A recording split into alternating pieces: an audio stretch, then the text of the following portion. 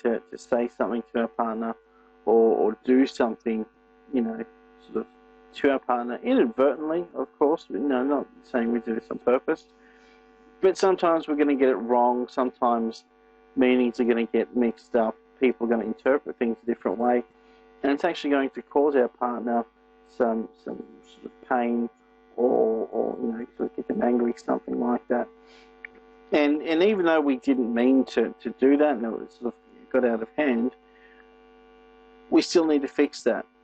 See, what happens if we imagine a relationship is, say, a boat or a ship, something like that, and we do something to hurt our partner, and it will form a crack in, say, the hull of the ship. If we don't repair that and soon, that's actually going to grow, and we're actually going to, time and time again, put more cracks in the hull, and eventually these will grow and expand to the point where the whole ship will fall apart.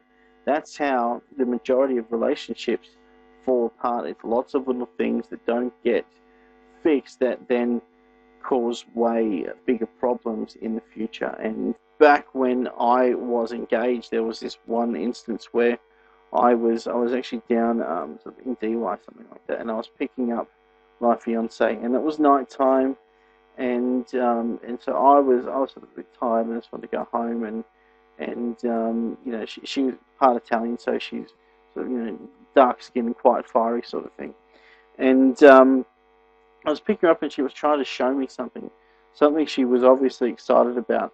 I don't know what the hell it is now. It's probably why we're not together, but she wanted to show me something that was quite important to her, and she wanted me to listen.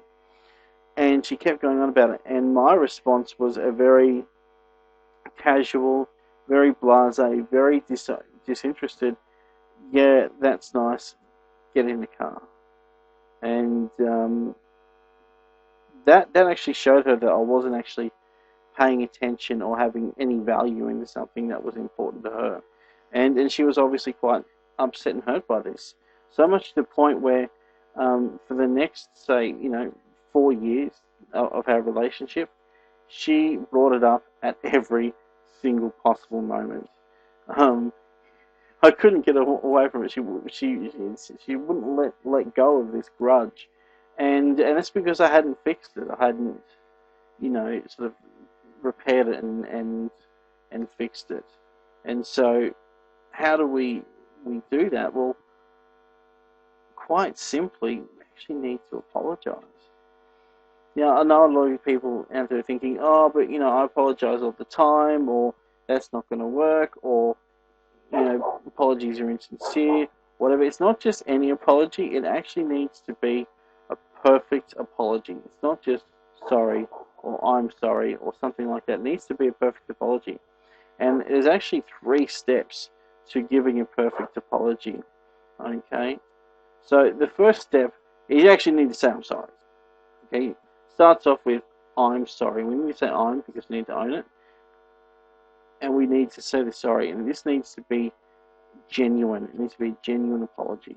So whatever you're apologizing for, you have to actually be sorry for it.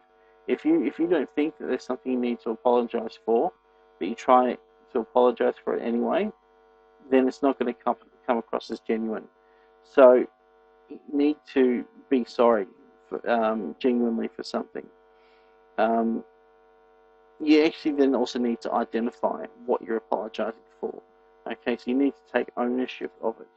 So, for instance, I'm sorry that I said something that hurt you, for instance. And that way you're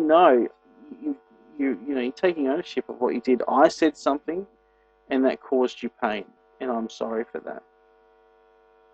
The final step, and this is the crucial part of the 3-step apology that no one seems to do, is we need to reconcile. We need to ask, what can you do to fix this? Because the apology it's not really enough. You can say sorry, and you can know what you've done, but unless you actually repair what you've done, then nothing will actually get resolved, and those cracks will start to appear. So in the example of me and my fiance there, I would have needed to have said, as soon as she got in the car, I'm sorry that I hurt you by not taking interest in something that was important to you. What can I do to fix this? And then all I might need to do then is actually just listen to her for 10 minutes or, you know, 5 minutes while she says something to me. And that's actually not, in the scheme of things, it's not too hard, is it? So yeah, step one, say sorry, make sure it's genuine. Two, identify and own what it is that you've done and why you're apologizing. And three, crucially, ask what you can do to fix this, and then do it. People ask me, oh, but what if they don't believe me? If someone's not believing an apology, then it's either because people have apologized before in the past and nothing's got better, or you have apologized for making the same mistake in the past, but you've made it again. So if it's something someone else has done and they're not believing you because of someone else, that's really their stuff. They may need to work it out. What you can control is yourself. So once you realize you've done something wrong and apologize for it, don't do it again. Don't keep making the same mistake, because no matter what happens, if you keep making the same mistake, you've learned nothing and you're going to keep hurting this person. People also ask, oh, but you know, they're also in the wrong too, and you know, how can I make them apologize to me? That's not giving an apology. That's asking for an apology. Quite frankly, we can't control people, other people. So if someone has wronged us, you may need to let them know I'm hurt and this needs to be fixed. If they don't believe they've done anything wrong, well, you're going to get an insincere and ungenuine apology. So it's not going to do much good. Or they're just not going to apologize. You may find that if you're in a situation where someone keeps doing stuff and never apologizing for it, then you may need to rethink if you want to have anything to do with that person. I know I certainly would. But yeah, you can't control anyone else. You can only control what you do. And you know, people will realize things they've done over time, and they will be apologetic for it. If you want them to sort of give you the right apology, you may need to, you know, remind them of this webinar so they can go through these 3 steps.